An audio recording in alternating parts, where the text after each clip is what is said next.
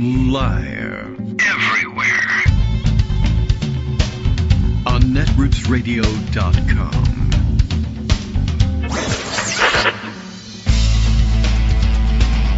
David Waldman. Kagro. In the morning. Now, here's David Waldman. Hey, good morning, everybody. How you doing? It's early, isn't it? It's Monday, March 10th, 2025. Time, the clock says it's time for another show. International listeners, well, not Canadian listeners. Canadian listeners can do whatever they want. Sorry to bother you. We want to get out of your way. But overseas listeners, I guess, that don't adjust to our favorite thing every spring, daylight savings time, might not be aware that we're on the air yet. They think it's just 8 o'clock Eastern time. But it's not. It's 9 o'clock now Eastern time. We have sprung forward, and I don't know. International listeners, I would guess maybe a little bit more likely to be listening via podcast, but you never know. If it's a pleasant mid-afternoon listen, I guess, in some parts of Europe. And in other parts, it's crap, I guess, depending. Anyway, lots to catch up on over the weekend and this morning. First of all, in everyone knows now, in animal news, I have seen, let's see, a bear upright a traffic cone. That was very interesting in Alaska. Thank you, Alaska. And a duck has followed a young girl up a playground slide and then down the chute. And that's all I've been watching. It's very calming. It's very nice. The animal videos, wonderful to share always, and in trying times, I don't know. They're hard to convey, though, via radio. Lots of other things, however, happening, and lots of things that happened last week that we didn't catch up on. The weekends, which I always kind of figure on some chaos over the weekend. I bake it into the equation during the Trump era in particular, because that's when he just sort of gets bored and mouths off. But I don't know. I guess I will say, I don't know. We can make it into kudos for Susie Wiles and the White House operation, in that they have given him a daily outlet to pontificate and make stuff up and spew things out and get the attention and adulation and press exposure that he feels like he needs. I mean, it's terrible for the country when this happens, and it's in fact terrible for large swaths of the world when this happens. But it does keep the weekends relatively quiet. He simply golfs, and he's satisfied. He doesn't need to hold pressers coming on and off of the golf course. And I think he prefers not to. So, you know, it has had the pleasant effect of keeping the weekends relatively quiet. Not, of course, that the rest of the administration is at rest. And, of course, in dodgy world where Elon Musk and his kids, his lost boys, think that working over the weekend is a superpower. Well, you know, they're obviously going to make some news too, but it's going to take some time to uncover all of that. There are more developments, of course, and they're in the center of them all, and they get worse and worse as time goes on. But I have noticed, of course, not only have a lot of these things been reversed or partially reversed, or we're waiting to see actual effects of the reversal, though it's down on paper in the courts in this country. Lots of stories coming in also, though, about them realizing their mistake and rehiring various people at various agencies, and a new agency starts up each day trying to scramble and find the people that they'd fired to bring them back for some essential function that, honestly, an efficiency review group probably should have reviewed before firing everybody what it was that those people did and whether or not it was valuable. But, you know, it's only little things like handling nuclear weapons, so who cares? Go for it, right? But it does occur to me that the number of things on which they have had to have some reversals, either forced by the courts or being cajoled by the courts but not yet complying with the courts, or realizing their own mistake and trying to rehire people, their success rate, or rather I guess we should say their failure rate, their error rate, is astronomical. And for an efficiency group, you know, if they were paying attention to that sort of thing, you would think that would really pain them. I mean, it's certainly the worst I've ever seen in terms of a government efficiency group. But given that these guys come from the we need to run government like a business crowd, they don't even run their government like business like a business. These guys should be out on their ear. Just in 2 months, everything they've touched has been reversed, either by the courts or by themselves, which, ordinarily you get fired for things like that, but I guess not in this situation. All right, many other things happening over the weekend, and we got to get around to it, although I don't have news about it, but you've got to mention the story that has been at the top of the social media churn in the last day or two, as I guess things get underway again in terms of protest, pro-Palestinian protests at Columbia University. Apparently one of the student organizers, a Palestinian himself, arrested, whisked away. I don't know exactly what to call it, but Department of Homeland Security apparently shows up and grabbed this guy, and it's causing all sorts of consternation just in terms of what to even call what's going on, because the guy was arrested, and when they went to try to find him and get his lawyers to speak with him and handle it like it was an arrest, even though it would have been an unwarranted arrest, and I think quite literally unwarranted, they were unable to find him. He was supposedly had been taken to an immigration facility in Elizabeth, New Jersey, I think, but nobody could produce the body there. And then maybe he's in Louisiana and been transferred there. No one can quite turn this guy up, and it has inflamed passions and fears, and there's no reason not to you can't dismiss this stuff out of hand. But the fact was that for quite some time, and I don't even know what his current status is, but I've seen contradictory stories swinging between, oh my God, they're disappearing the guy, to no, they didn't disappear him, but they haven't been able to show us where he is exactly. I mean, I guess at the time, if the guy's in transit, you can't produce him. That's one thing. Of course, why bother shipping him down to Louisiana? It's to disorient and cause confusion, and, a weird police state tactic kind of a thing to be doing, to be sure. But that's on everybody's mind. But I don't think I can straighten it out for you. All I can do is tell you that we've seen it happen, and we acknowledge that it's happened, and it's one of 100 things that we'll have to acknowledge today as we get into the double digits in March, Ides of March, approaching this week, in fact. And, of course, Trump having proclaimed himself the American Caesar, well, we'll just wait and see. In the meantime, Greg Dworkin is here, still on Skype, as we wait for that to wind down, too, and look for alternatives. And your electricity is back, too. Good morning, Greg.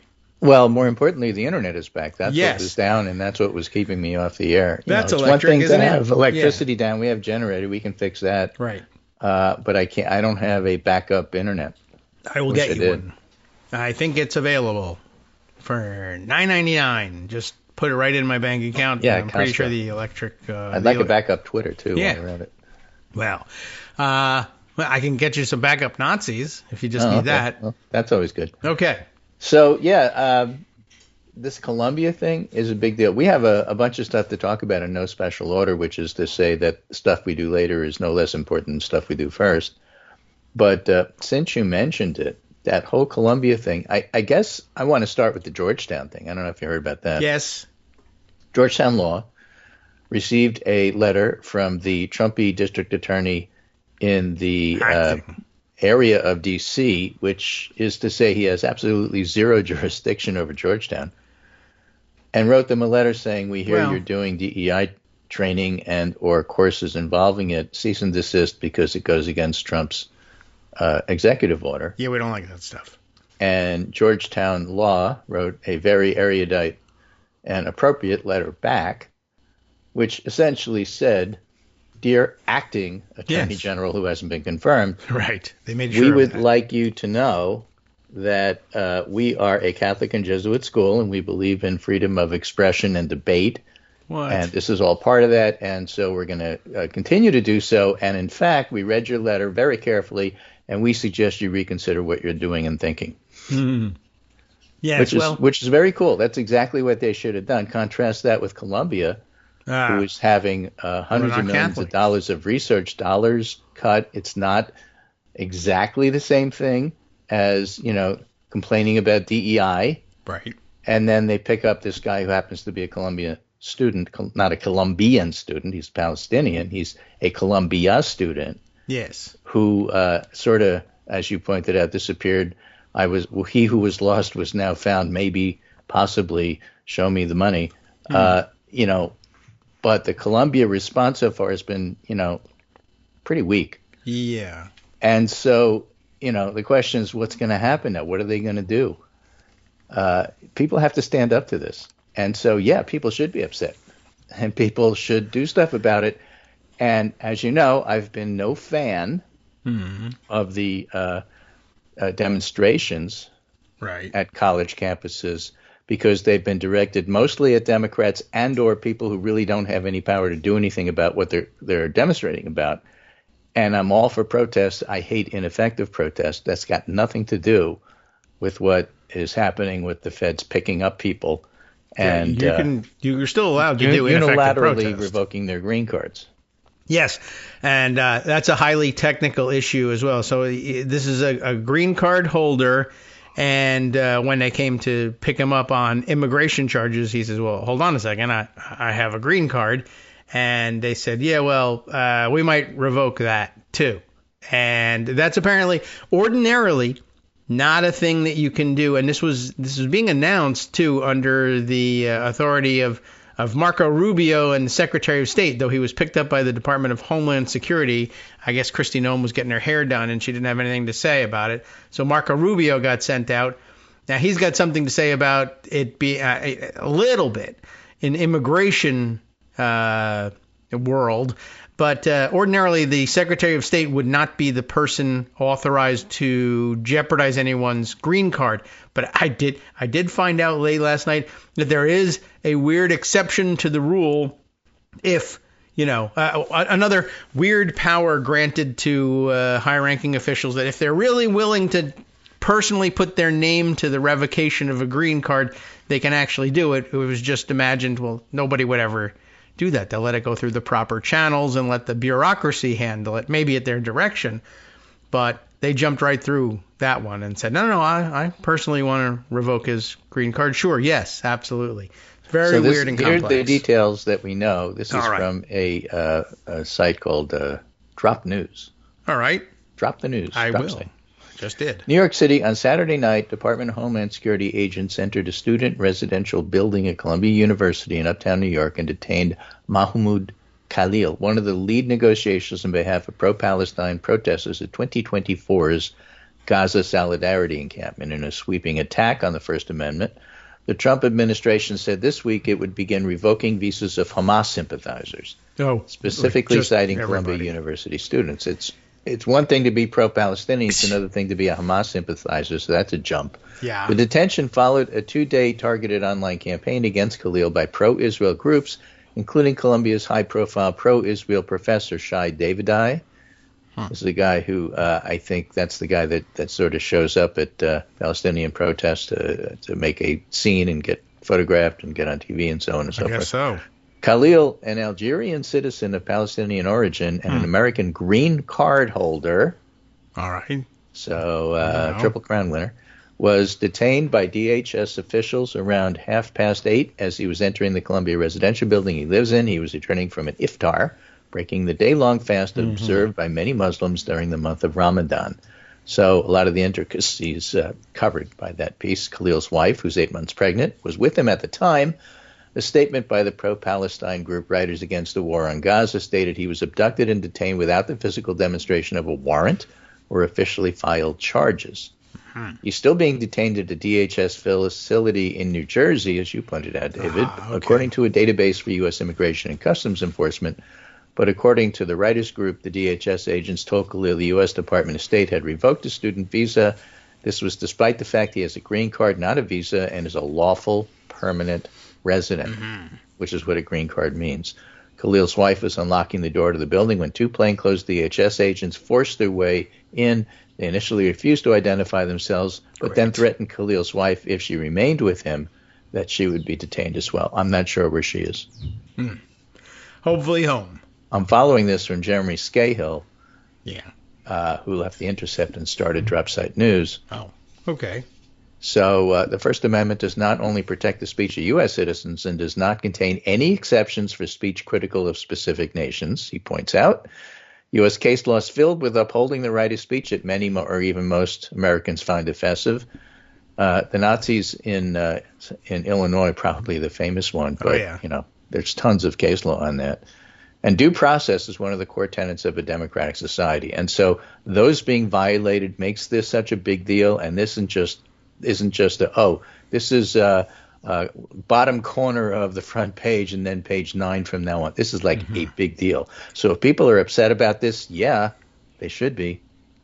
Yes, and they are. And, it's I don't know. I can't. It's alarming enough that I absolutely understand the concern that we've crossed some sort of I guess Rubicon, if we're going to use the Roman example. But something has to be crossed, right? And it's either T's and your right. I's being It could dotted. be right. If you dot the Rubicon, I don't know if anything happens.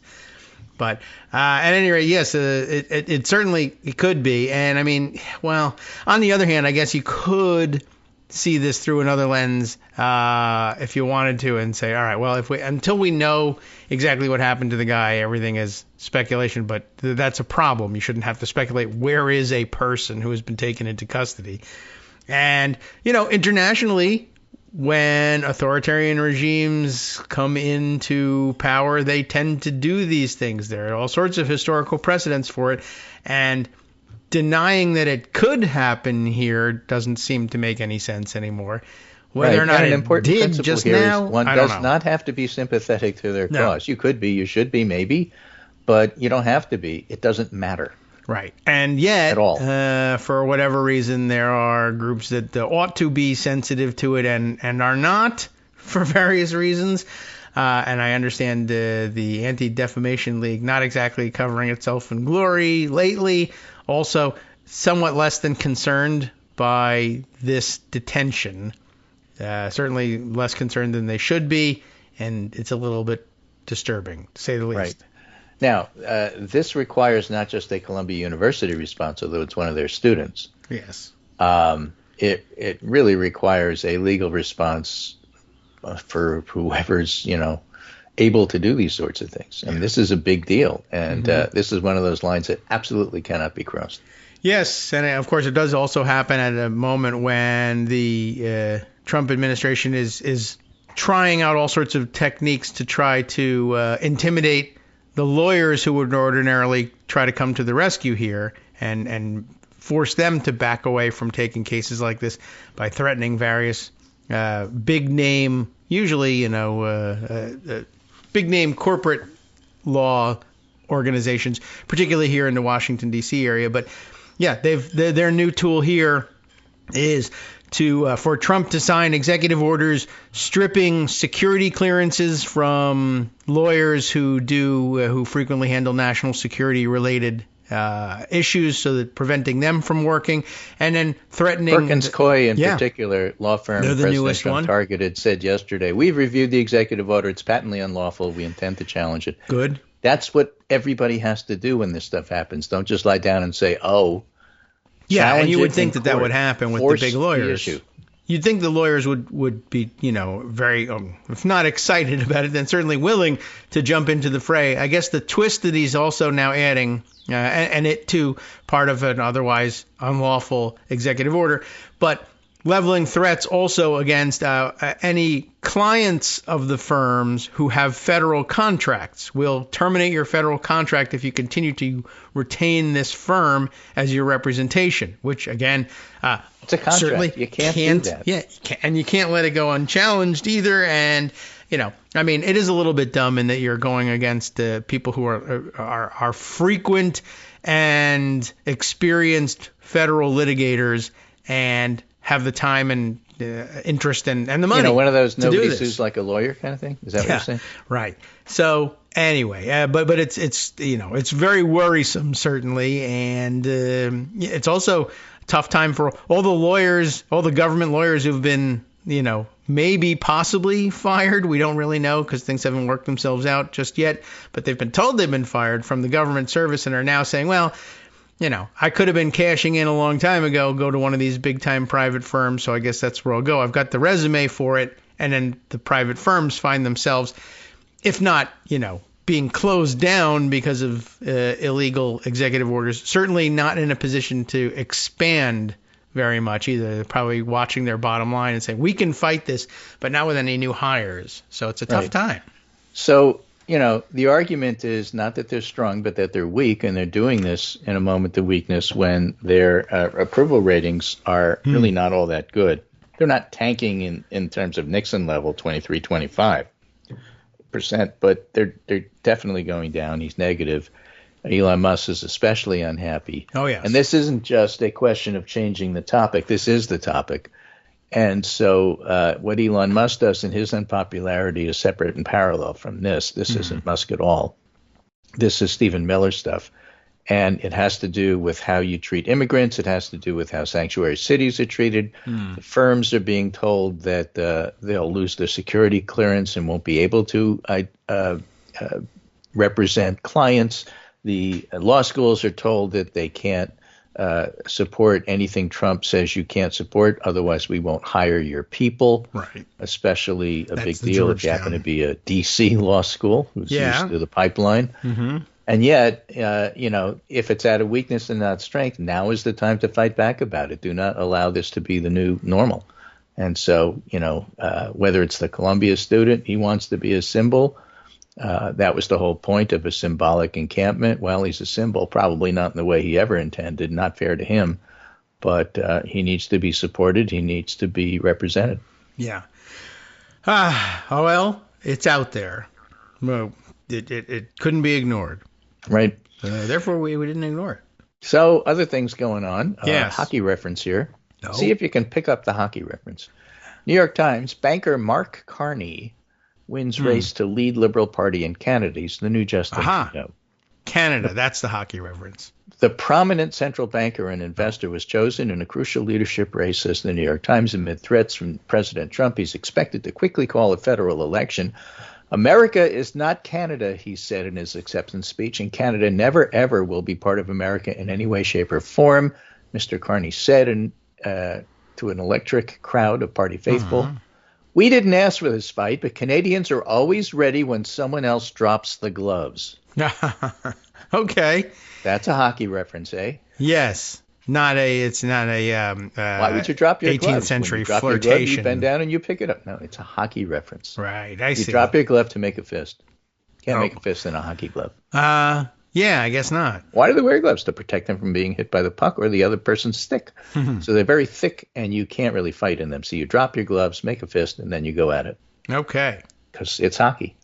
Right. It's not I don't want to get my gloves dirty with that guy's teeth or blood. My white, pristine opera gloves. Yeah. So the picture I had for the pundit roundup today is in Vancouver, where Detroit and Vancouver playing hockey February 2nd, 2025. So it's relatively recent, last month. Fans boo as the U.S. national anthem is sung before the Vancouver Canucks and Detroit Red Wings play an NHL hockey game in Vancouver. I love hockey, go Rangers, but, Boo. It's okay if the Canadians win.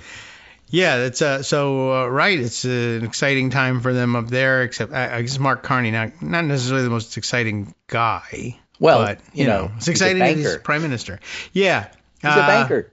Yep, and he kind of came out of nowhere. He's supposed to be unifying, and he is. Globe and Mail, that's out of Toronto. Mark Carney, elected Liberal leader in landslide victory. The former governor of both the Bank of Canada and the Bank of England won the Liberal Party leadership. That's right. 85.9% of the vote, 8% for Krista Freeland. You may have heard of her. She does the foreign policy spokesman type stuff. Yeah. 3% for Karina Gould. I don't know who that is. And 3% for Frank Baylis. I don't know who that is either. No. But that was pretty overwhelming. Yes, that was a party election. Liberals chose him as their new leader. But they want him as leader. They didn't want the other people. Right. They retained. They didn't have parliamentary elections. That comes later. But they still retained their majority. They just switched leaders. Axios, which is suspect because Trump is not going after them, says Trump says U.S. is close to lifting pause on intel sharing with Ukraine. Lifting pause. Okay. Right? They were not all of a sudden intel sharing. They threatened to close down Starlink. Right. Ukraine wasn't getting the Elon information they Musk needed to again. guide their missiles. You can't have a guided missiles without a guide. It was hurting them on the battlefield. And Trump says he's now close to lifting the pause. First of all, Trump's a liar, so I don't know what that means. And secondly, if he is close to lifting the pause, it's because doing stupid things like that to help Russia win mean nobody wants to buy American arms. So the arms manufacturer are probably all over him about you can't just shut stuff off. Nobody will ever buy from us. They don't trust us. Right. I didn't think of that. Well, you didn't think at all, did you, sir? Well, yes, exactly. Yeah, I did see somebody made a great. That's a big deal. Great comment about the generalized loss of brand value for American firms internationally for everything, arms and everything, right? Whiskey, jeans, you name it. Foreign policy, partnership, anything, investment, you name it. Like, boo, Detroit Red Wings. Yeah, right. They got that going on. They're happy to have them in town for competition, but sure, for a national anthem time, they're going to let us hear it. Yeah. All right. Well, let's sales talk everywhere two things about money. All right. Perhaps we'll save this after the breaks, given it's 9:27 according to my clock. Yes. Well, by the way, it's really 8:27. My body hasn't adjusted yet. Right. Exactly. But we're going to talk about government funding, and we're going to talk tariff. Okay. Do we have tariffs? Yeah. Okay. Who likes tariffs? Just checking. I'm not sure whether we have them or not. And Who likes tariffs? Who likes them? We'll talk about that. Oh, okay. There's a real answer. Excellent. Okay. Yeah. So we're back and forth on that a couple times in the last couple days as well. Plane crash. Oh, Thank you, administration firing people from the FAA. Trump crash plane. Take egg, crash plane. Hi, I'm Scott Anderson, the guy that writes the daily summary for this show, Kagro in the Morning. Thank you to everyone that supports this show.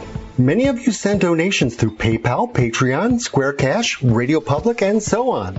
Some of you write your own essays and send them in, or read articles with your own commentary. We appreciate it. Now, some of you are listening to this and thinking, I'd like to help, but isn't there something I could do that wouldn't require money or effort? Why, yes, there is. You can just like us. On Daily Kos, they call it the recommend button. YouTube has a thumbs up. There are hearts and likes and love buttons. Tap our love button. Tap our love button every day. Share our shows and summaries on Facebook and Twitter, YouTube and iTunes, Stitcher and Amazon. Most of these places allow you to write a review, so a sentence or two would be great. Recommend us to social media, or tell your friends to listen to the show. You aren't just helping us, you're helping them find their new favorite thing to listen to. You could change the world. So thank you in advance from me and everybody else in the world. All right, welcome back now to the Kagro in the Morning Show here on Netroots Radio. Something's very interesting. I was ready looking to go. at CNN's top 5 stories for today and seeing what we covered and what we didn't cover. Top 1 is government funding because shutdown is Friday. Right, 5 days left, this being one of those 5 days. And, of course, they can't do anything, so now they want a continuing CR through September. Yeah, and usually Democrats in this situation want that long-term one, but now they want short-term one because they think Trump's a liar. They think Trump's a liar, but, of course, CNN has to handle it as this is a Democratic problem. So the Democratic problem is if they agree, they look weak, and if they don't agree, then they'll be responsible for the shutdown, which is bullshit. That can't work that way. It's not true. The Republicans are responsible. No Democrat should vote for anything the Republicans want to do. They own the entire government funding thing, and they should get 0 Democratic votes for it. Yeah. It's regularly the case. When the shoe is on the other foot. You have to look at the Jared Goldens of the world and see what they do. Yeah. Well, we just can't help trying to work with people, I guess. We're so friendly. Yeah. And stop thinking, that, if I only cooperate with them, I'll get reelected. That's not how it works anymore, folks. No, that's true. Oppose them. And many people making the same point about Columbia University, too. Like, if you try to work with them and suppress protest, you're just going to be targeted. You're enabling anyway. them. That's what Columbia has to be tough on this. Although I did see somebody else point out I guess Mike Pompeo was hired by Columbia University and that in some capacity, and that too may be something that's bothering Trump at bottom in all this. But surely, the most famous thing for a guy like Trump, ask him about Columbia University, the now top of mind, number one thing he'll think of is the student protests. Right. So, and nothing else. If you are thinking you need to respond to anti-Semitism, don't confuse a response to anti-Semitism or even a response from the Jewish community with a response from Likud and a response from hard right Israelis. I mean, those are separate things. They need to be kept separate. And that's another bright line that needs to be drawn. True. So part of the problem with the Anti-Defamation League is they take the Likud line, and that's bad. Yes. But in any case, getting back to this government funding. Funding. Government fundies. Fundies trying to fund the government. That's a problem. A measure intended to stave off a potential government shutdown ahead of Friday's deadline and buy time for Trump and GOP leaders. House Republicans hope to vote on the bill this week. Democratic leaders quickly slammed the door on supporting the measure, raising the specter of a high-stakes clash this week. Trump has endorsed it. GOP leadership aides said that would increase defense spending by about $6 billion, while domestic spending would drop by about $13 billion. If Democrats block the measure, they risk taking the blame for shutting down the government. No, they don't. Republicans are the ones that shut down the government. Unless they can convince the public it's Trump's fault. What do you mean? It is Trump's fault. Trump refuses to negotiate with them. That's all they need to say. If they allow the measure to pass, they could again look like they lack the strength and purpose to resist Trump's presidency. And if they are in the minority, it's not a question of them allowing the measure to pass. Right. So, stupid report. Thank you very much, CNN. However, part of this whole thing is this piece by Ron Brownstein and Edward Wu at CNN. House Republicans could face a major obstacle if they cut Medicaid, which is what they want to do in their budget. Yes. What's the obstacle? Their own district's health needs. You mean their people die? The House GOP is advancing a budget that could impose major cuts in the Medicaid program that now provides health services to more than 72 million Americans. That's a lot of voters. But dozens of House, even if they're not all voters, a lot of them are voters. Yeah, like 6 dozens or 7 of House probably. Republicans represent districts where the share of residents receiving health coverage is greater than the average. And far more House Republicans and House Democrats hold seats in districts where the share of residents confronting serious health challenges exceeds the average. These are among the major findings of an exclusive CNN analysis of data collected by the Congressional District Health Dashboard, a partnership between the NYU Grossman School of Medicine and the Robert Wood Johnson Foundation. Oh, yeah. But I expect both of them to get threatening letters from D.C. acting Attorney General any moment. The concentration of chronic health problems in Republican health districts underscores the treacherous cross pressures confronting the House majority as it advances its budget blueprint. Medicaid looms as the biggest single source of potential cuts available to Republicans as they seek to satisfy House conservatives demanding to offset huge cost of extending the tax cuts passed in 2017. I thought they didn't think they were costs, but okay. Don't extend them. Yeah, that would solve it. It's really easy. That would solve the problem. Yeah, and nothing easier than not extending something. Just don't show up. Number of GOP districts above the national average in Medicaid enrollment, 64. Number of Democratic districts above the national average, 118. Obesity, way higher in red districts. High blood pressure, way higher, 138 to 62 in red districts. 138 over 62, that's not too deaths, bad. way higher in red districts. Uninsured, way higher in red districts. Diabetes, way higher in red districts. Opioid deaths are almost even slightly higher in Democratic districts. And life expectancy is way higher in Democratic districts. Woo, I expect. Yeah, well, Medicaid, and there's a little bit of confusion about, Republicans have taken advantage of the vagaries of the budgeting process to say that their bill here does not cut Medicaid. And in the strictest sense, the budget document, the budget resolution doesn't do anything. It doesn't spend money. It doesn't cut money. It just plots out how much you think you should be spending and cutting in various areas. And so they've been using that as cover for it. It doesn't have any Medicaid cuts in it. However, it does have reconciliation instructions in it, and that means that there are instructions in the budget bill that inform the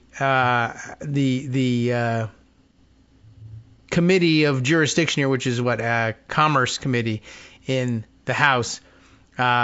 You need to find $800 billion in cuts. You gotta cut $800 billion worth of spending in order for this reconciliation bill to work, to follow the reconciliation instructions. And the committee has jurisdiction spending-wise over almost nothing beyond Medicaid. Nothing certainly that big is in control for their spending. So it's basically a coded message to them. We need you to cut $800 billion, and your biggest program is Medicaid. What are you going to do? Now, there's a couple of things that you have to step back and look at big picture. All right. In the old days, yes, it used to be the Democrats represented cities and Republicans represented suburbs. Yes. Nobody cared about rural areas. Oh. And so that being the case, the Republican suburban party hated Medicaid because it all went to inner city people. And that's how they still think about it. But that's not what's going on here. Oh. What's going on here is that Medicaid is being used by all the rural areas, which are super supportive of Republicans. Mm-hmm. And that's their problem. Rural hospitals and healthcare providers are especially reliant on Medicaid because fewer people in those areas receive health insurance through jobs. Right.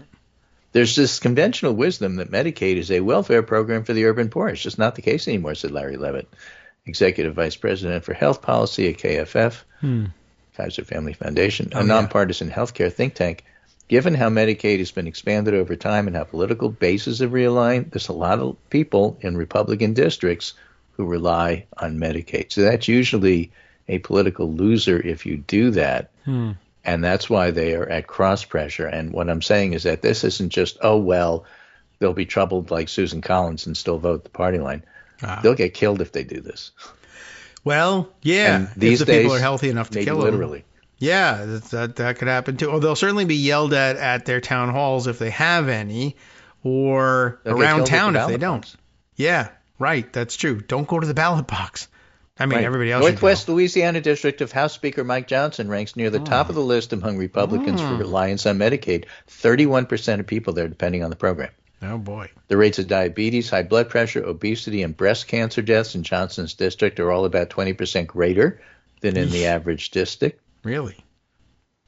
Well, but he's from Louisiana, so the food's probably tastier. Yeah. The rate of cardiovascular deaths and low birth weight births are each nearly 40% greater. The teen birth rate in Johnson's district is double the national average. More than 5 times as many residents in his district live in an area with a shortfall of primary care physicians. Yikes. This guy's screwing his district. You know, I never understand Republican voters. I just don't get it. He has to tell his son if he does that. So, I don't know. That's some reason they all, I don't know. They all think they're going to get on Noah's Ark. Something maybe will save them. I no idea why. Know. Yeah, they love to, jeopardize their own New York health. Times, being its contrary self, takes the topic of tariffs. Oh, yes. Are there any? There might not be. Them up as a good thing.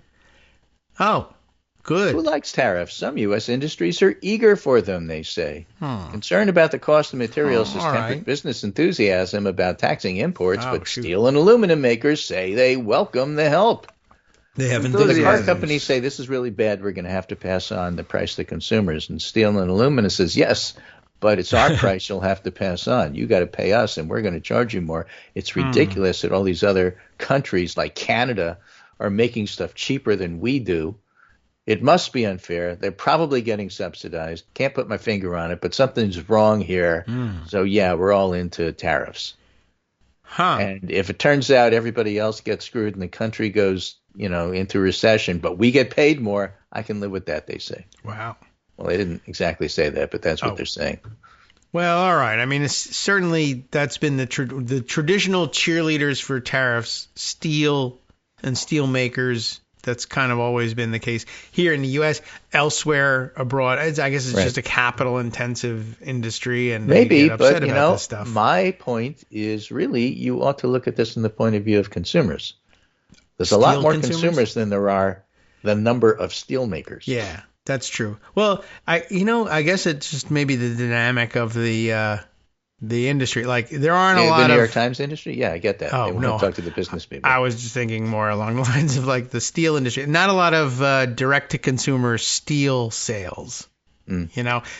This is funny. Mr. Capone, the Massachusetts steel executive. He's a legitimate executive. Yes, and he's legitimately named Mr. Capone. I don't want to make fun of his name, but it's got a vault, and nothing in it.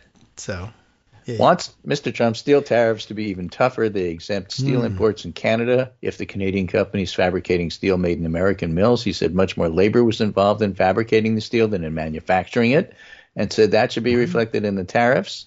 They favor the mills, not the fabricators, he said. Fabricators like in Liar?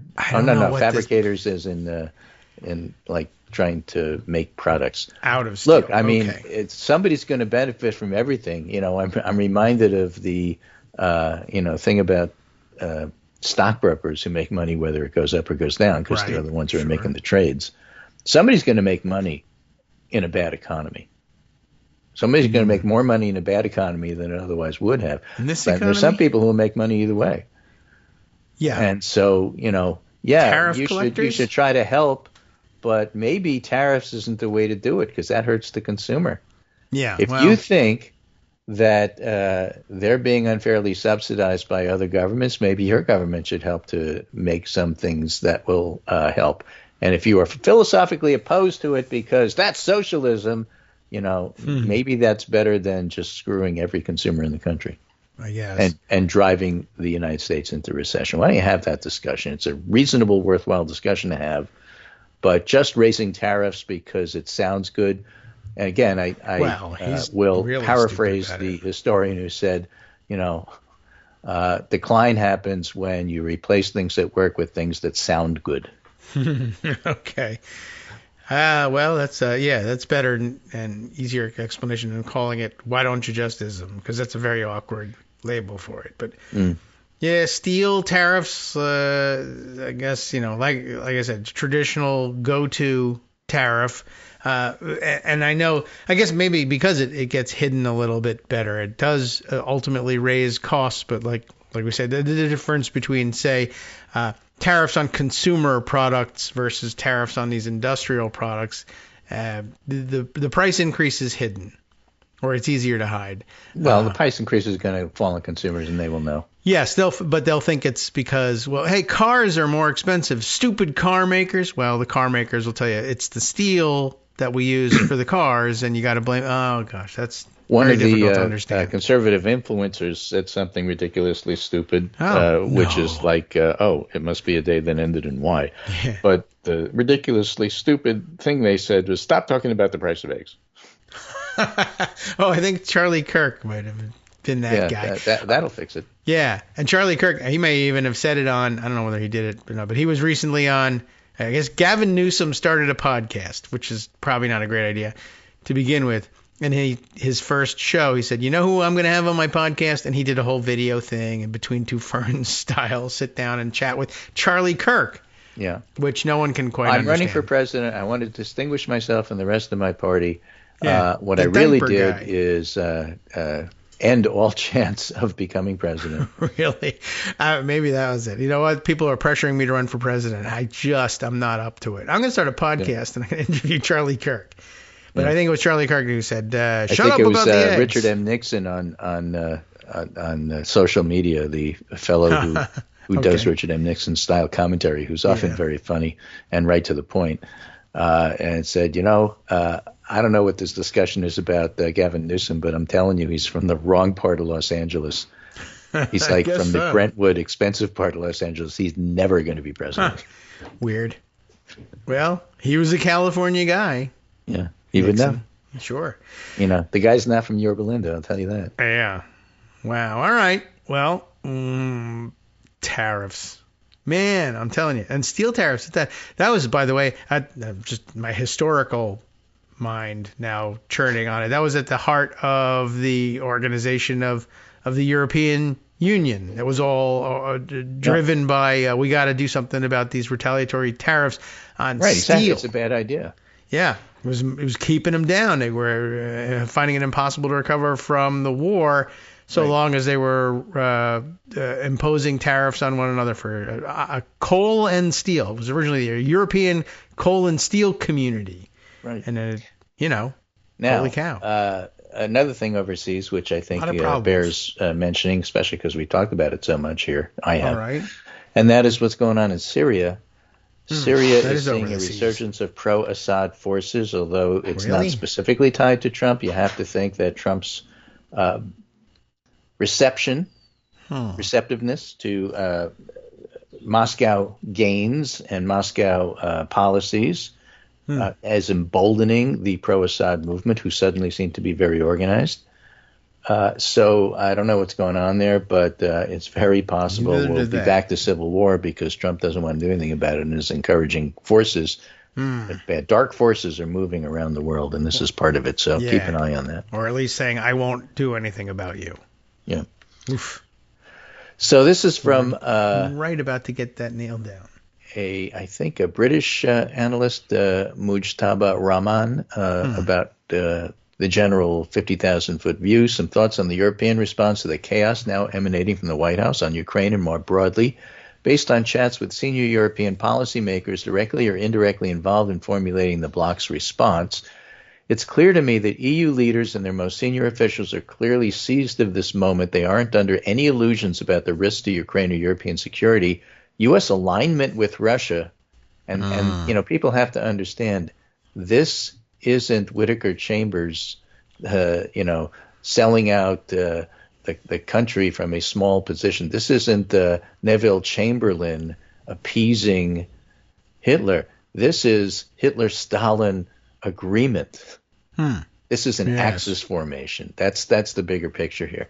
They aren't under any illusions about the risk to Ukraine or European security. U.S. alignment with Russia can do two things: result in panic or result in focus.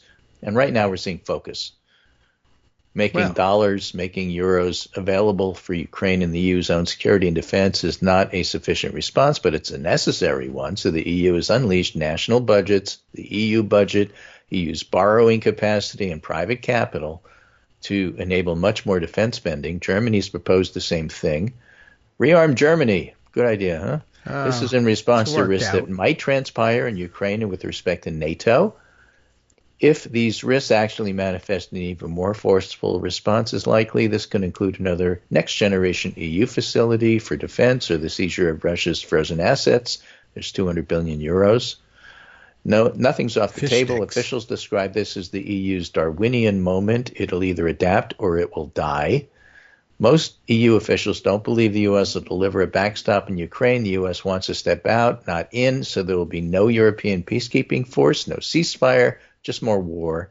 And the EU will have no choice but to keep doing whatever it takes to support Ukraine, because a bad outcome in Ukraine is existential for European security. That's why new meeting formats and coalitions of the willing are sprouting up in real time, two in Paris, two in London, one in London. Critics will say this is the EU fragmenting. It's not. It's adapting.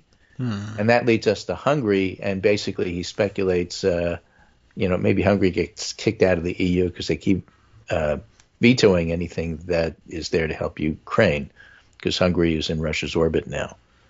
So the only thing that matters is the will of the majority. That will is now focused on deterring Russian aggression. That starts in Ukraine.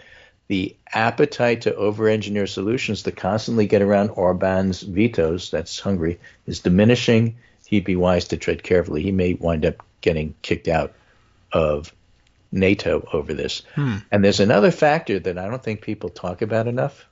Okay. Since Washington loves acronyms. Oh, boy. Yeah. NPT. NPT. The Non-Proliferation Treaty. Okay. Yes. Right. So Trump aligning with Russia means you can basically tear up that treaty. Oh. Germany's going to want to bomb. Oh, yeah. I see what you mean. Yes, All the little Poland has said they Scandinavians are going to want part of a bomb. Maybe they'll each have a piece, and all three countries have to get together and Yeah, like Megatron or something. Yeah, if all three countries get together and use the key, then all of a sudden we have. That's like 6 keys though, because each 2 keys per country. Right. Well, the Baltics have 3. I see. Right. And Scandinavia has 3, and so you get together and you have 6. 3. All right. Have what now? Okay. Denmark, Finland. Okay. Well, does how many we got up there now? There's 3 on the big peninsula, right? Finland, Sweden, Norway, Denmark. Is Iceland? Are we counting them there? They Iceland. Stay. We should. Of it. Yes. I love it. Iceland says, no, we're not. Yeah, right. I mean, they're Scandinavian, but they're probably like, not that. That's why we want Greenland. Yeah. Right. True. Well, they're Danish at the moment. Denmark. Faroe In any Islands. case, it's a mess. Yeah. And things are going to get worse before they get better, and this is all due to Trump. Yeah. You forgot Poland. I never forget Poland. Poland. What about Poland? They recently said I think we may need a bomb. They're not Scandinavian, so I didn't forget about them. I just didn't include them in Scandinavia because they may want to be part of Scandinavia. Yeah, for sure, from Poland. Yeah, they may be Scandinavian. Why not? There's Scandinavian as the Estonians, I'm sure. Latvians, Estonians, and Lithuanians. So they get 3 keys there. Yep. Okay, well, everybody needs to have their own now, apparently. This is not good. That's proliferation. That's the P right in the middle of the one. At the N was supposed to be the big operative word. Now, and apparently it's P now. The whole point just PT. Trying to analyze support from the public for all of this, I don't know that people who vote for Trump certainly are keen on spending less overseas because they think like 75% of the budget goes to Ukraine. In fact, foreign aid is just such a tiny part of the budget, and it used to be a way to project American soft power, no more because under Trump. And then you wonder, is Trump going to lose support from the public for this? And when you say the public, you must separate out Republicans, MAGA Republicans, Independents, and Democrats. Those are 4 separate groups. MAGA Republicans love it. That's not the point. Republicans will go along for it for now, but they will not stop talking about the price of eggs, no matter what Charlie Kirk says.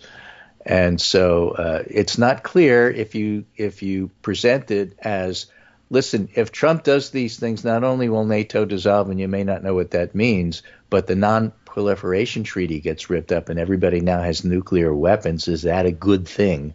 I don't know that the public would really say, oh, that's a wonderful thing. We should have done this years ago. Yeah, I doubt it.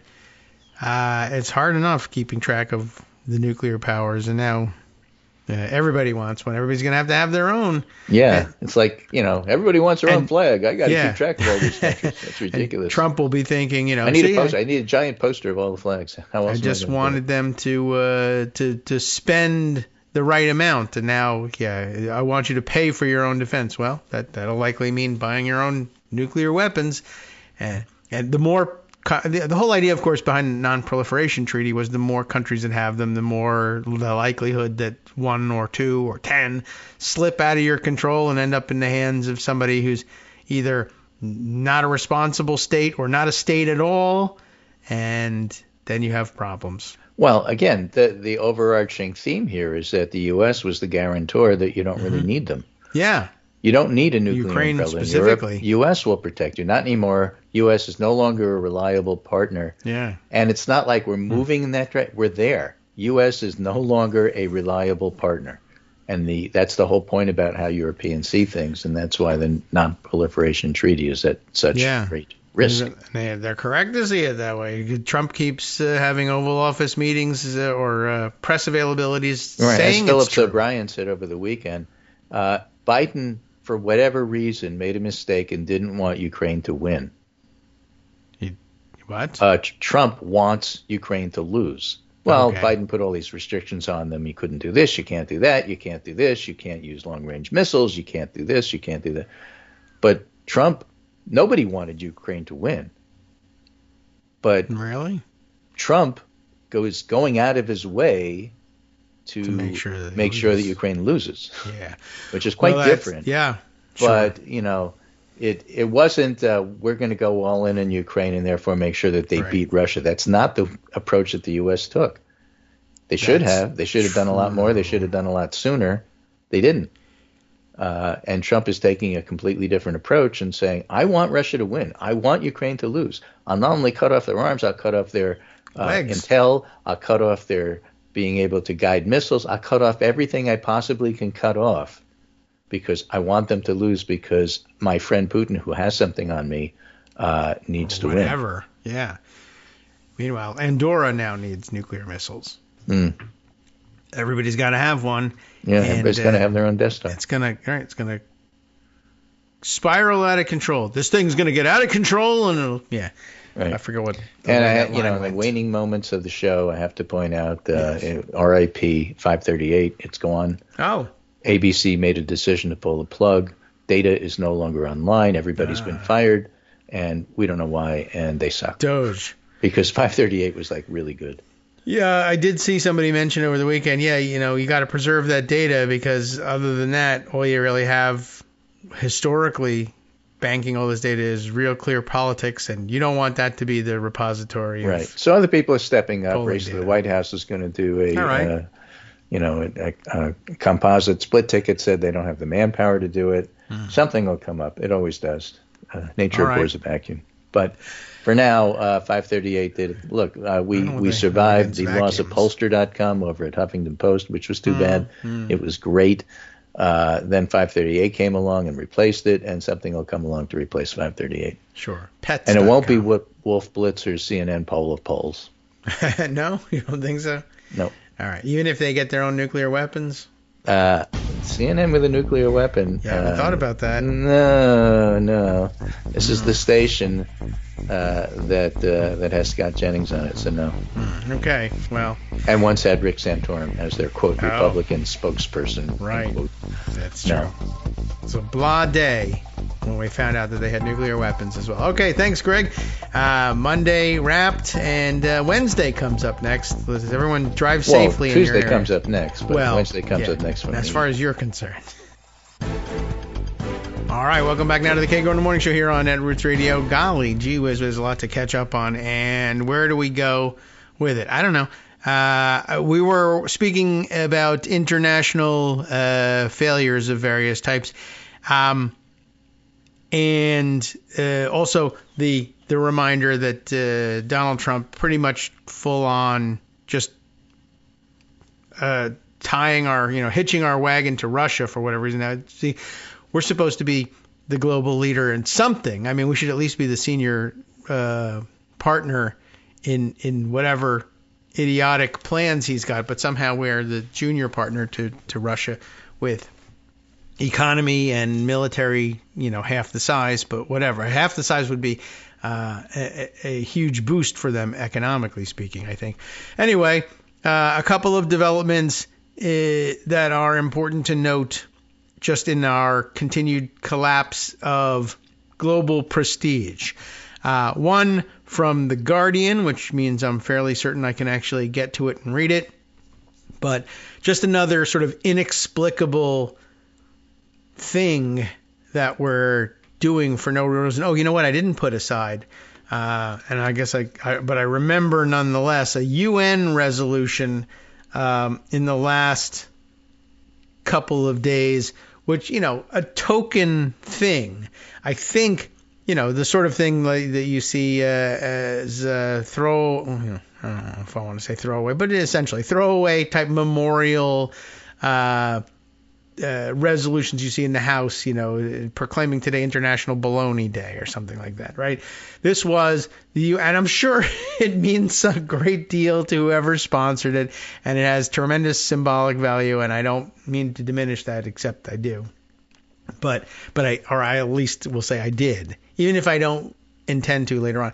But the UN General Assembly recently considered the adoption of, and they did adopt it, something about a day of hope. Now, I don't know what you're supposed to do with that. I'm sure it made good sense on paper.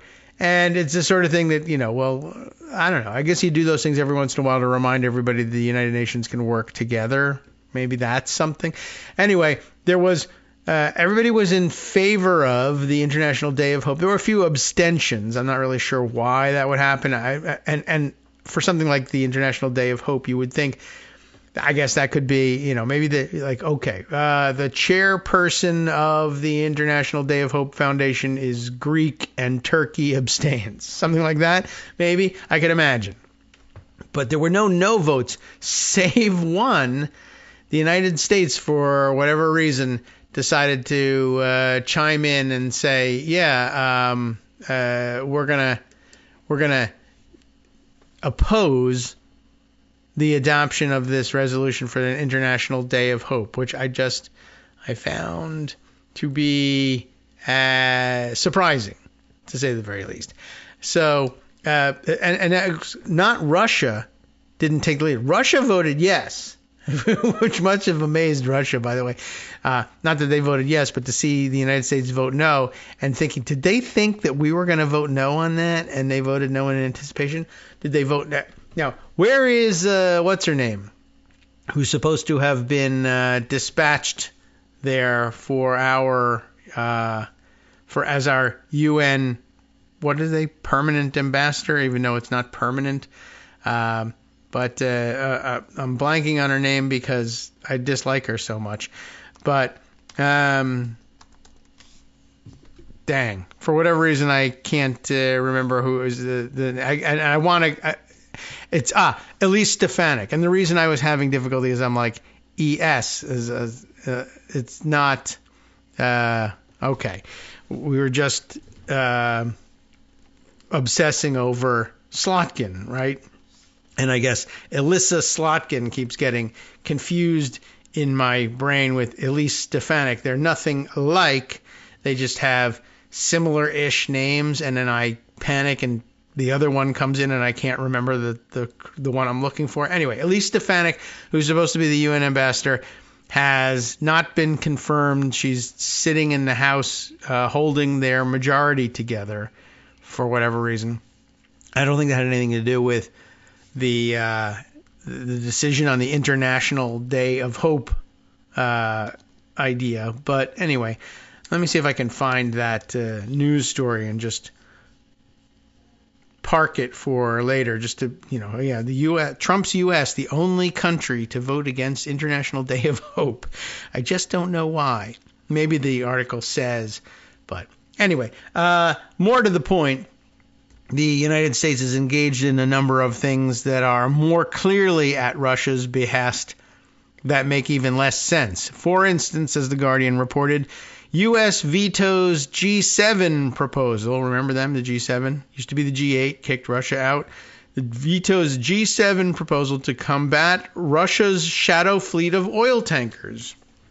You remember we discussed the, internationally flagged rogue gang of oil tankers who, sort of secretly smuggle Russian oil, which is under embargo by most of the West, out of Russia and sell it on the gray market, essentially, in order to get them funding to continue conduct the Ukraine war.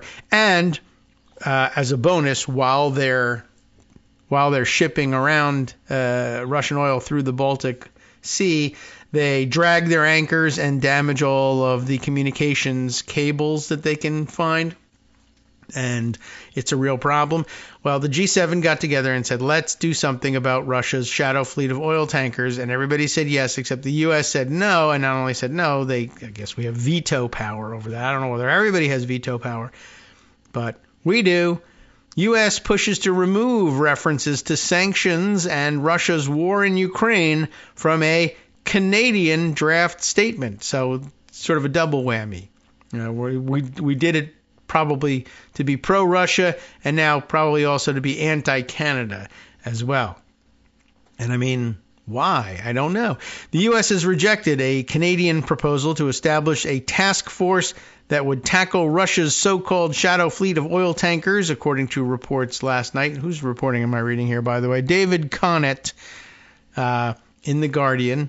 And where were we with this? Canada, which has current Group of 7 presidency, so it rotates, proposed the measure ahead of a meeting of G7 foreign ministers in Quebec later this week. Is it this week or when? What's the date on this article here? This is Saturday, March 8th. So I guess, yeah, this current week. This wasn't last week. I mean, it was written last week, but you get the idea. So, all right, they're meeting up in Canada. Canada's got to be feeling good about that, even if that means they have to host us. In negotiations to agree a joint statement, agree on a joint statement on maritime issues. Just that's a lot of stuff, but okay. The U.S. is pushing to strengthen language about China while watering down wording on Russia, the report said. The Shadow Fleet refers to aging oil tankers, the identities of which are hidden to help circumvent Western economic sanctions imposed on Moscow since it launched its full-scale military invasion of Ukraine at the start of 2022. As well as vetoing Canada's proposal to establish a task force to monitor sanctions breaches. The draft G7 statement seen by Bloomberg News shows the U.S. pushed to remove the word sanctions, as well as wording citing Russia's ability to maintain its war in Ukraine by replacing it with earn revenue. All right, well, that is pretty weak and nondescript. G7 communiques are not final until they are published through consensus. Further talks could still result in changes to the end of summit statement. U.S. diplomats briefed their G7 counterparts that the move was because of Washington's reevaluation of its position in multilateral organizations, rendering it unable to join any new initiatives, according to the Bloomberg report. New initiatives. I mean, a new initiative of the G7, that's one thing. The G7, of course, not a new initiative, but that's an interesting way of putting it. The U.S. diplomats briefed their counterparts. We did this because we're reevaluating our position in multilateral organizations, of which this is one. Are we going to start? Well, I guess we're going to start seeing this happen. G6 without the United States involved. Five Eyes down to Four Eyes when it comes to intelligence, but Four Eyes carries its own connotation. That's kind of weird. So a very nerdy intelligence sharing group. And who knows what else. European countries are discussing plans that will let them carry out seizures of Moscow's oil exporting tankers in the Baltic Sea. The proposals include using international law to allow them to take control of vessels on environmental or piracy grounds. It's interesting footing for making these seizures. It'll be interesting to watch whether they feel entitled and safe in doing so if the United States doesn't stand behind them in all of this. And by the way, a great suggestion from a new supporter who wishes to remain anonymous to the fundraising effort here, who suggests, I think it's probably a great point, reminding everybody at the end, once again, what we've just read. So in case you want to go and take a look at it for yourself and either don't want to wait for the summary post to go up, or sometimes we're a little bit cryptic about which of the stories we referred to during the show we're talking about, because we get creative with describing how we summarize the show, and then the link is in there, and if you follow it, you say, oh yeah, I see what they mean. But if you're looking for a specific link, you won't find it as easily. So again, The Guardian, where David Connet wrote, U.S. vetoes G7 proposal to combat Russia's shadow fleet of oil tankers. It doesn't really flow off the lips. Not an easy thing to remember and repeat, but there you have it. Okay, so let's see. Next up in that category, and we were just in The Guardian, and we're going to shift over to The Telegraph, another UK paper, and I'm not so certain we're going to be able to read the entirety of this one. I don't know what the firewall situation is on The Telegraph, but The Telegraph reports where Connor Stringer is the deputy U.S. editor, and Stringer, of course, a industry term for somebody who's like a freelancer on the spot. That's not what's happening here. It just, that happens to be his last name, Connor Stringer, reporting for The Telegraph, telegraph.co.uk, telegraph.co.uk, in case you need to look for it. U.S. to cease all future military exercises in Europe. Wow. If that isn't a favor directly to Putin, I don't know what is. And now we have to say, I don't know whether it's going to be all future military exercises. Someday Trump's going to be dead, and you're going to have to look to another president, and they may very well be more democratically inclined and resume military exercises in Europe. But we don't know. It might not be the case that we have any more elections, or we may be stuck with Trump's son as his successor, and then who knows what's going to happen after that. But for the time being, how about that for a headline? U.S. to cease all future military exercises in Europe? What does our subheader say? NATO countries could be forced to plan maneuvers, and they may be already planning to do that, without U.S. as Trump continues pivot away from bloc. How do you like that? I don't. All right, so I'm looking to read the thing here. We've already had, yes, 1, 2 pop-ups reminding us, well, okay, they do have a firewall. You're supposed to subscribe in order to get that content. However, there's at least a little bit of it available.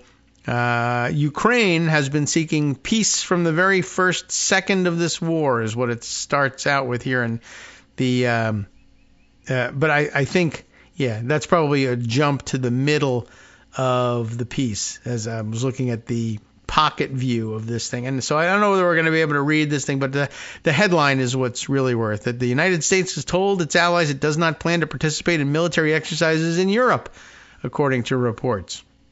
So, you know, scary. The move, the latest in Donald Trump's pivot away from the bloc, would see America pull out of exercises beyond those already scheduled for this year. So does that mean we'll continue with the ones that were already scheduled? Maybe. That's probably a little more difficult to undo spontaneously, but going forward they may not be planning anymore, but who knows? That could be subject to change too, just like the tariffs. But between, well, I wasn't really going to include the International Day of Hope thing and the roundup of examples of pulling back from international cooperation, but it's there, so we can use that. Plus the veto of the G7's idea about dealing with shadow tankers, and then, you know, this couldn't make it any clearer. Withdrawing from all joint military exercises in Europe. I don't think there's any clearer set of gifts that he might offer up in tribute to Putin than that. All right, let's see. This I want to get on the record, and I meant to do it at the end of last week, and I didn't get around to it. But just so you all, A, know about it, and B, know about the importance of it.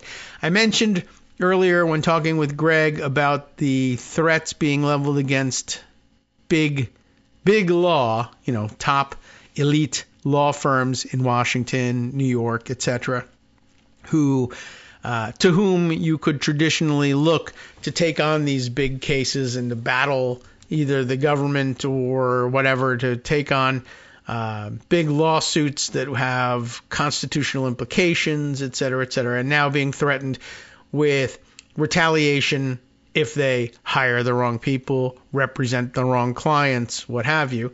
And Trump, having found pressure points, it's not clear whether or not he's got the legal authority to actually do these things, but he can certainly threaten it, and it makes trouble for people. Stripping, and he probably does have the authority to strip away people's security clearances, although there's always room for an appeal from all this, right? And say, well, the stripping of the security clearance was arbitrary and capricious, but security clearances, I think, traditionally have just been left in the hands. I mean, the power ultimately resides with the president. But again, that was one of those laws. The reason that they left it with the president is, you know, at the time they designed the laws, it was beyond anybody's comprehension that there would be such an irresponsible idiot as president. You can't make it all the way to the presidency if you're that kind of an irresponsible idiot, it was thought. And yet it has happened. So stripping away security clearances, and then, of course, threatening clients of these major law firms and telling them, if you remain with this now sanctioned law firm, we're going to sanction you as well by cutting off your federal contracts. That, too, certainly appealable, but costing everybody a great deal of time, effort, money, confusion, etc. And the one thing that has stood in the way of doing all this, between that and the other strange and often frivolous claims being made in federal courts by government lawyers, up to and including appearing before federal judges and insisting, oh, Elon Musk is not the head of Dodgy. He's not the one making all these cuts.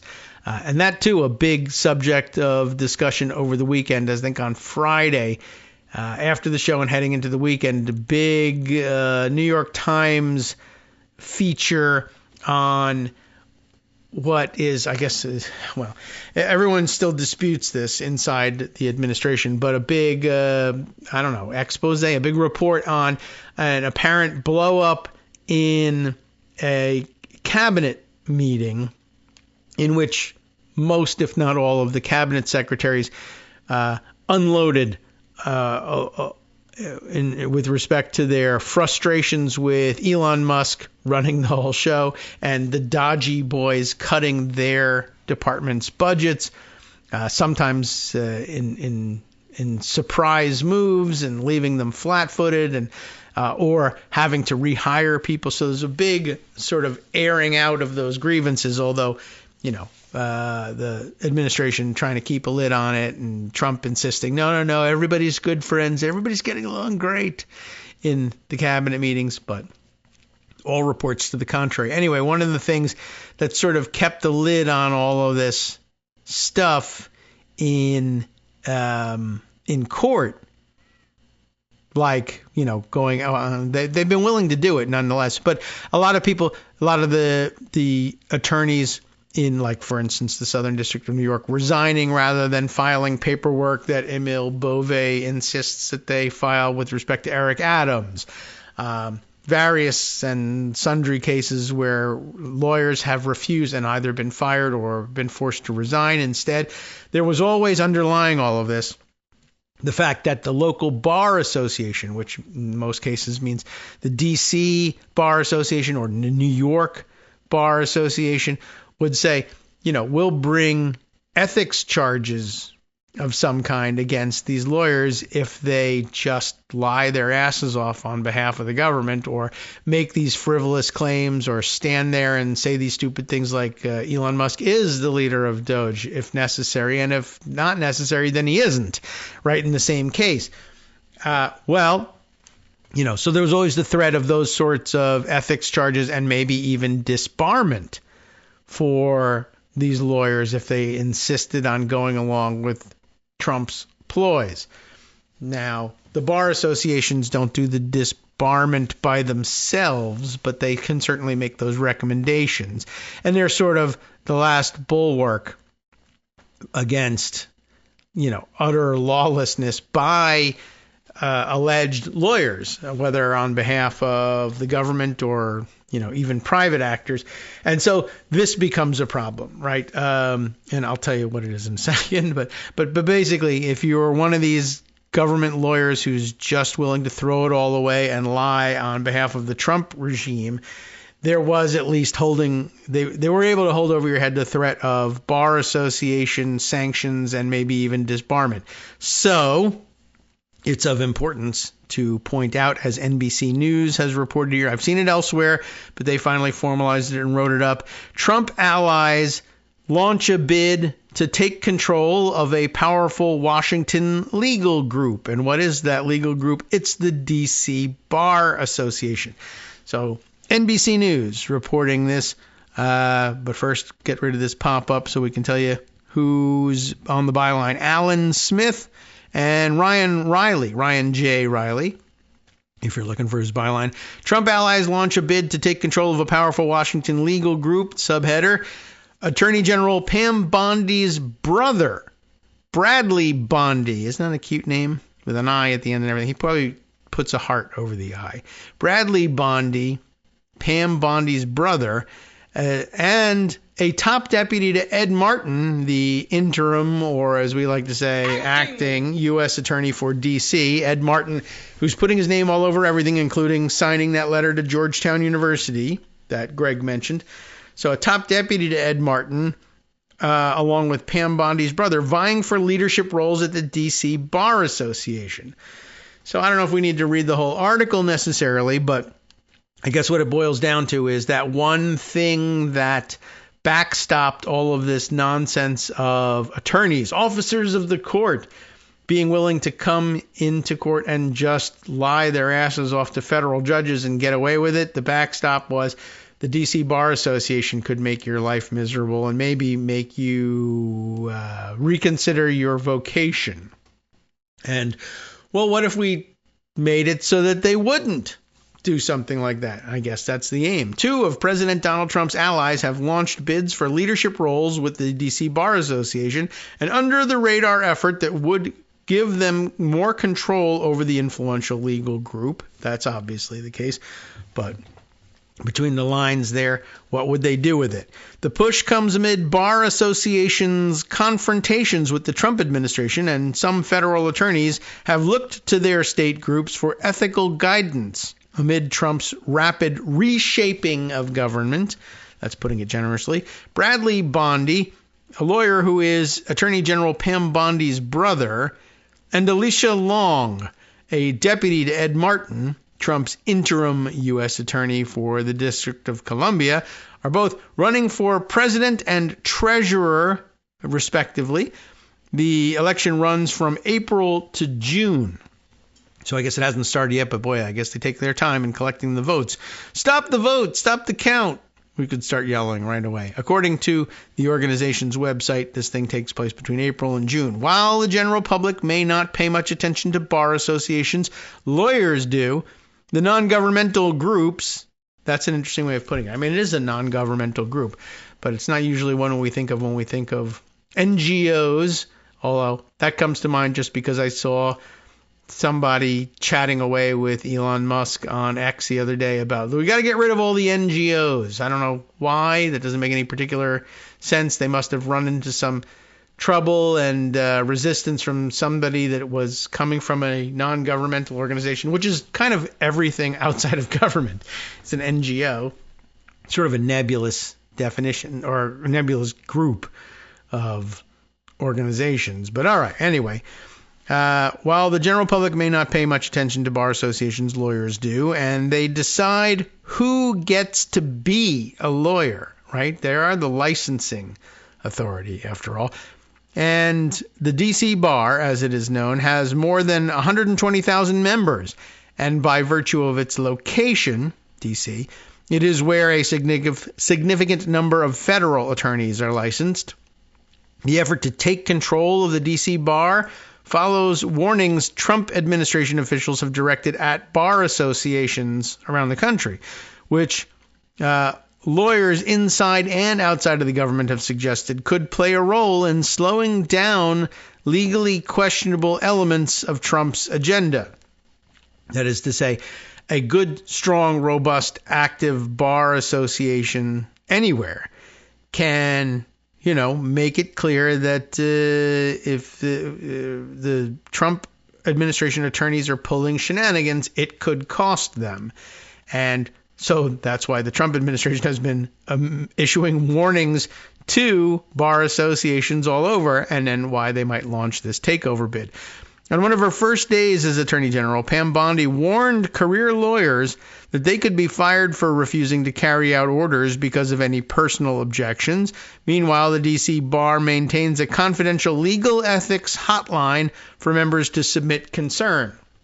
Now, if you were the president of the D.C. Bar Association, I don't know what kind of control you get over or access to information generated by the confidential legal ethics hotline. But it wouldn't be a great thing if the brother of the vindictive and Trump-controlled Attorney General were to have access to the confidential legal ethics hotline, and people who were calling in either to blow the whistle or to ask what to do in the situation they found themselves in, and that information got leaked to the administration that way. Well, that would be bad news. In a statement to NBC News after this article published, Bondi pledged to protect the D.C. bar from being politicized. How do you like that? I'm glad that we have... Whose word is it? His? Hers? I'm not sure. His. Bondi pledged to protect the D.C. bar from being politicized and noted that he had been an active member of the organization for 26 years. That is to say, it's not that he came in from Florida with Pam just the other day. That's of some importance. The bar has a nonpartisan mission, which I intend to vigilantly protect against any push to politicize it, he said. But I don't know whether anybody should believe him in that. Do you? Hi, everybody. It's me, David Waldman. Yes, the same guy who interrupts you all the time. Interrupting you one more time just to tell you again, another reminder that your contributions are what keep this show on the air, and Patreon.com, Patreon.com, is still among the easiest ways to make the sustaining subscription donations that keep us afloat. Are you ready for the pep talk about how our Patreon campaign is still going strong and growing? Well, too bad. Yeah, the plain fact is we actually are headed in the wrong direction, and whereas we once had about 175 monthly patrons, we're now actually down below 150. Time to recruit some more.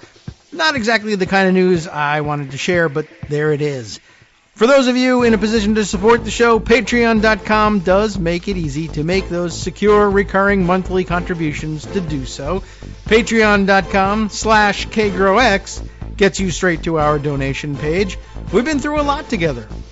The worst of the pandemic, we hope. The worst of the insurrection, we hope. So go ahead and treat yourself. You don't need an excuse. Give yourself the gift of a little something you enjoy in life. Support the show. And of course, if you happen to prefer using PayPal or even the Square Cash app, we're up and running on those options too. So thanks again, everyone, for all your support. We couldn't, or at least shouldn't, do it without you. Hope you'll be on board soon too. Thanks for all your support.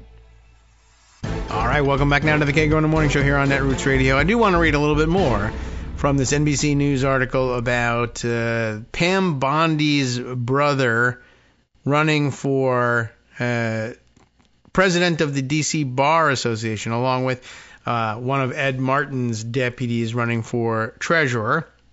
And this is a somewhat important point. It isn't, in fact, the case that Bondi's brother, and I've forgotten his name already, has sort of flown in from Florida along with Pam with Donald Trump and appeared from out of nowhere and decided to claim control of the D.C. Bar Association. It's different. Bradley Bondi is his name, and it's pointed out here. One, he says, oh no, I'm not going to politicize the Bar Association. Difficult to believe.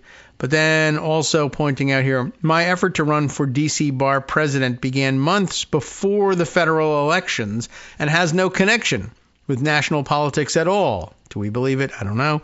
With my 6 years of D.C. Bar leadership, having been elected 2 times to a bar leadership position, I don't know which one, but okay.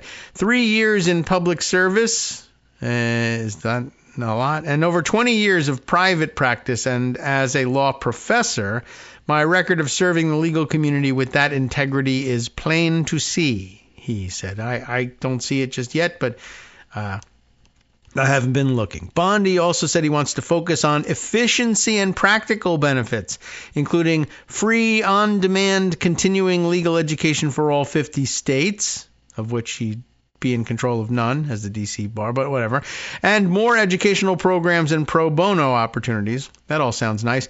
This isn't about politics. I'm running to help strengthen our profession and support members of the bar no matter what their beliefs or backgrounds, he said. We'll see whether that's true. Bondi and Long each face one opponent. If elected, they would join the professional organization's 23-person board of governors. Though the D.C. Bar does not have a direct role in disciplining lawyers for misconduct, its board does recommend members to sit on a D.C. Board of Professional Responsibility, the disciplinary arm of the District of Columbia Court of Appeals. Disciplinary cases are brought forward by a separate Office of Disciplinary Counsel, which investigates and prosecutes ethical complaints against lawyers. With Republicans in control of the House and Senate, bar discipline could be one of the last remaining ways to hold Trump-appointed attorneys accountable. On Thursday, a group of Democratic senators wrote a letter to the Office of Disciplinary Counsel expressing grave concerns about some of the highly unusual steps that Martin has taken since he became interim U.S. attorney. It's interesting that they keep using interim in this instead of acting. I guess he just hates the acting label and has been encouraging people to say interim. I don't know whether there's any significant difference between the two. But anyway, the letter accuses him of serious violations of professional conduct and abusing his position. Martin did not respond to requests for comment, but that's a story in its own right I've seen circulating the last couple of days. Some Trump attorneys have faced sanctions in Washington for their actions. Rudy Giuliani was disbarred in Washington last year in the wake of his efforts to overturn Trump's 2020 presidential election loss. A committee of the Board on Professional Responsibility found that what it called his utter disregard for facts denigrates the legal profession. Jeffrey Clark, a former Justice Department lawyer whom Trump tried to make Attorney General in the days before the January 6th attack, appeared before the D.C. Board on Professional Responsibility last year and invoked the Fifth Amendment. A panel made a preliminary determination that he had committed an ethical violation and recommended in August that he be suspended from practicing law for 2 years. With Trump back in the White House, Clark is now acting administrator. What kind of acting administrator? Of the White House Office of Management and Budget's Office of Information and Regulatory Affairs. And a Republican report issued in December by Representative Barry Loudermilk of Georgia alleged possible coordination between the House January 6 investigators and the D.C. bar to target an attorney who represented a former Trump White House aide. The Office of Disciplinary Counsel dismissed that complaint last year. But, of course, what is that? Every Republican accusation being a confession. They are pretty sure, since they are now targeting attorneys in big law firms because they either represented people against the Trump administration or perhaps have hired people who helped prosecute January 6th offenders, things like that. So, of course, they're going to believe that, we're doing this or we plan to do it, so it must be the case that Democrats did it before us. And, no, it just wasn't so. Bondi's and Long's bids quickly caused some alarm among attorneys in Washington. An email seen by NBC News and sent to dozens of Washington area lawyers and also shared on social media described the duo as, quote, Trump/Pam Bondi loyalists. It's hard to believe that Bradley Bondi isn't a Pam Bondi loyalist, but could be the case. Who were making a bid to take over the D.C. bar and encouraged recipients to pay attention and vote. An attorney at the federal agency said the pro-Trump effort to win leadership positions at the D.C. bar suggests the administration may be getting pushback internally from lawyers who are concerned about professional or potential professional consequences for carrying out Trump's agenda. They know this is a potential weakness, this person added. Bondi and Long did not respond to a request for comment. NBC News has reached out to the D.C. bar for comment. Bondi's opponent, Diane A. Seltzer, an attorney with a focus on employment law, that's important now, who already serves on the D.C. bar's Board of Governors, said she decided to run because she saw it as the culmination of decades of bar leadership experience at a critical time in history. I want to be able to support the members of our bar in this time of governmental chaos. Our legal system needs a bar that understands and sees them and can support them in ways that will be helpful in keeping everyone's energy up and keep people from giving up or burning out.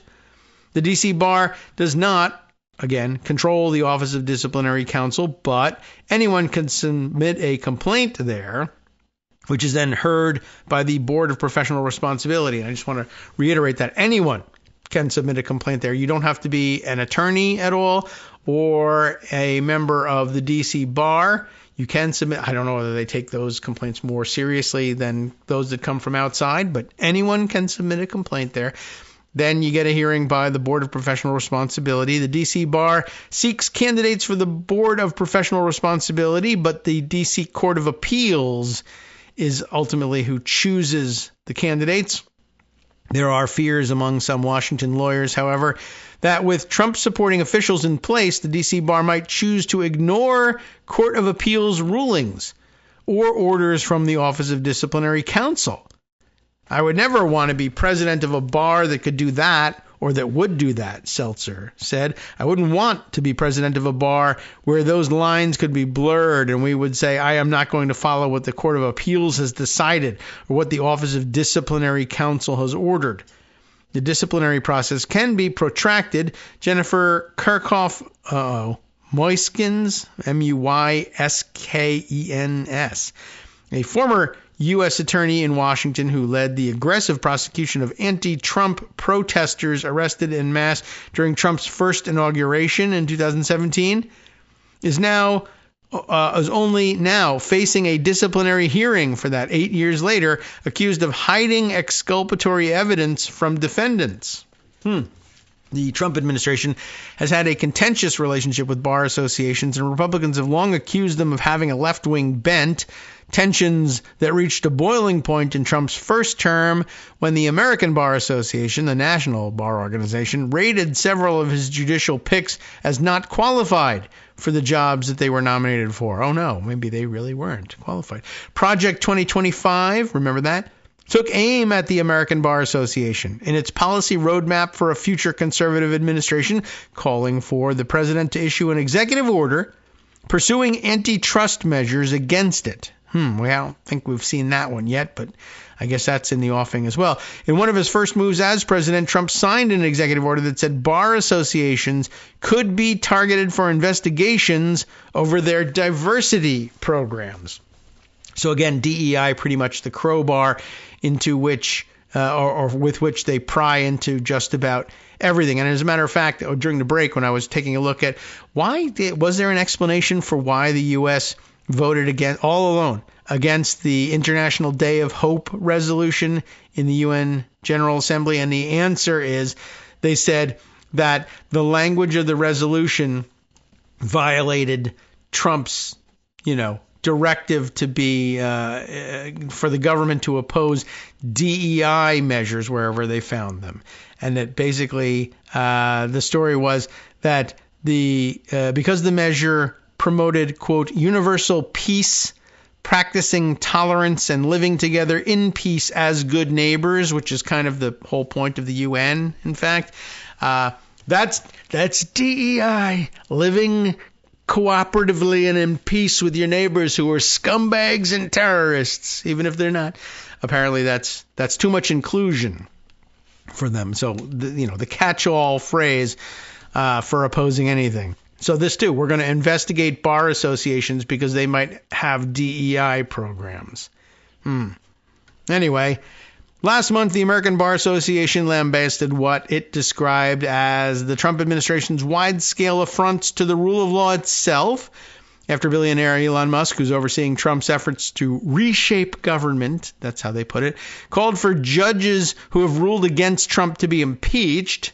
The ABA said in a new statement on Tuesday that it would not stay silent in the face of efforts to remake the legal profession into something that rewards those who agree with the government and punishes those who do not. It added that such attempts at intimidation cannot be sanctioned or normalized. On Wednesday, Chad Mizell, the Justice Department's chief of staff, punched back at the ABA, posting to X that, quote, they disguise their advocacy as work to promote the best quality legal education, competence, ethical conduct and professionalism, and pro bono and public service work in the legal profession, but they never mention that they also work hand in hand on left-wing causes. He also wrote that the Bar Association's dedication to left-wing activism undermines justice, and that under the Attorney General's leadership, DOJ is carrying out President Trump's executive orders, putting an end to radical DEI programs. And we're all over the ABA's illegal and immoral diversity mandates for law school accreditation. What is illegal about it? Nothing whatsoever. And if you're a spokesperson for the Department of Justice, normally you would want to be careful about saying that something is illegal if it is clearly not. But not in this administration. In 2020, the ABA, by the way, rated Mizell's wife, Catherine Kimball Mizell, as not qualified to serve as a U.S. District Court judge in Florida. She was 33 at the time and the youngest person Trump had tapped for the lifetime appointment.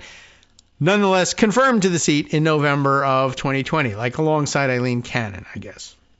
So there you have it. Isn't that interesting? So the new Justice Department Chief of Staff has an axe to grind with bar associations in general, and it is therefore concerning to see Pam Bondi's brother and an Ed Martin deputy running for leadership positions there. Again, just in case you want to go and look it up for yourself, Trump allies launch a bid to take control of a powerful Washington legal group. NBC News, dated March 6th, Alan Smith, Ryan J. Riley, putting the piece together. All right. Other things to put on the record, and there are many different directions to go in here. Going to head back to Pocket. What's the most necessary? I don't know. It's hard to tell. Let me go with this. I don't know where this is going to lead us, but this seemed interesting.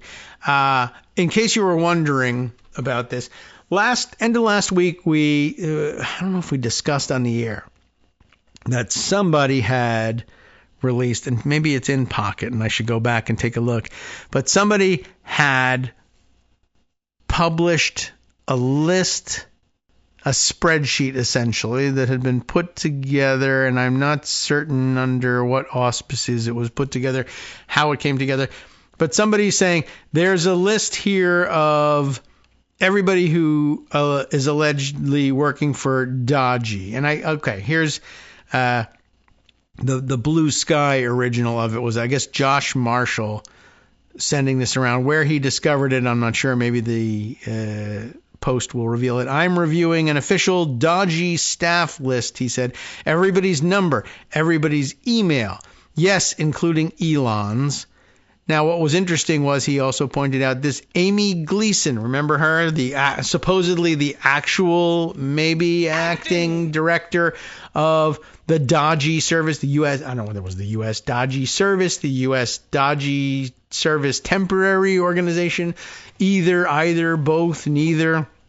But everybody suspected that she was more or less picked out of a hat so that they could go back into court and continue to claim that Elon Musk wasn't really heading Dodgy, and so you can't sue him, or you can't hold him responsible, or you can't blame it on the administration because this is just a career civil service functionary who's in charge here. But interestingly, a spreadsheet of everybody supposedly at Dodgy, and one name missing from the list is Amy Gleason. The whole thing was always suspect, of course, and the idea that she was named this as director of the agency or administrator of the agency at a time when she was on vacation in Mexico, and nobody knows, is she back yet? Right?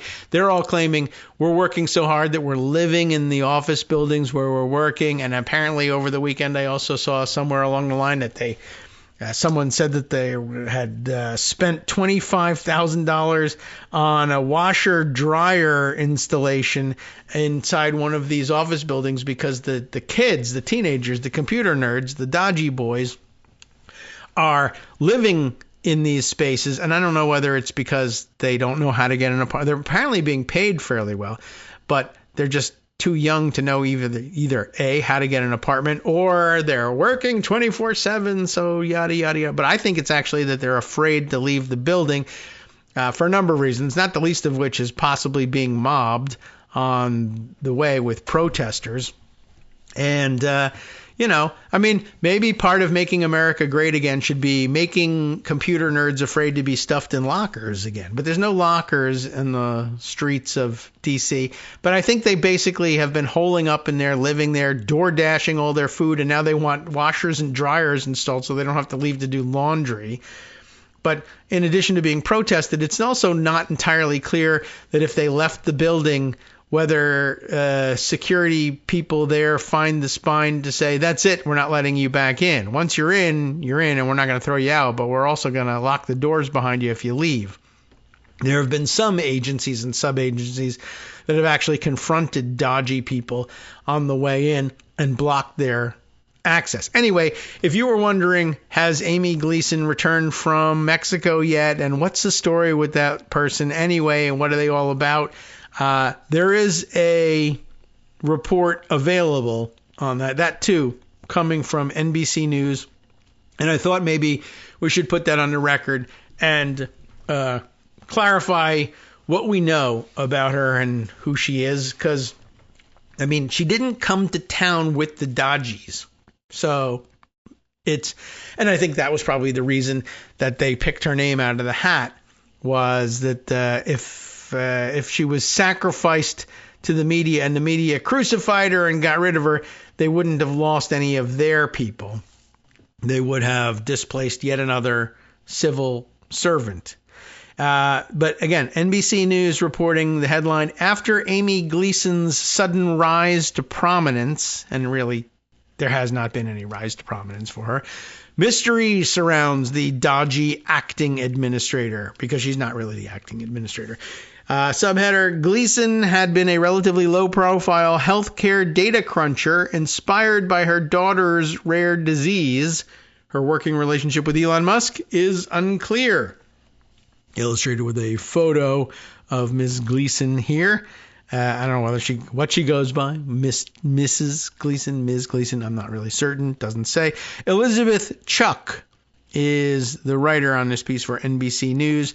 It's dated March 9th, so that's just yesterday. Amy Gleason, a former emergency room nurse turned healthcare technologist, was scared, and it's not currently. She may also be scared currently, but that's not what they're talking about. It was 2010 when she was scared, apparently. And no doctor could figure out what was behind her daughter Morgan's strange constellation of symptoms, including rashes and muscle weakness so severe that she could no longer walk upstairs. When Morgan was finally diagnosed with a rare and potentially life-threatening autoimmune disorder after more than a year, Gleason became determined to empower other patients so they didn't face similar delays in diagnosis. Sounds noble enough, right? If a doctor had seen all these visits and activities on one single screen put together, they probably would have wondered why this 10 or 11-year-old girl is going to the doctor all the time, Gleason said in a 2020 TEDx talk, and maybe that would have sparked a faster diagnosis. Until recently, Gleason, 53, had been a relatively low-profile healthcare data cruncher with a passion for simplifying access to electronic medical records. Then, at the end of February, the White House announced Gleason had been named the acting administrator of the Department of Government Efficiency, elevating her to a prominent position in the Trump administration.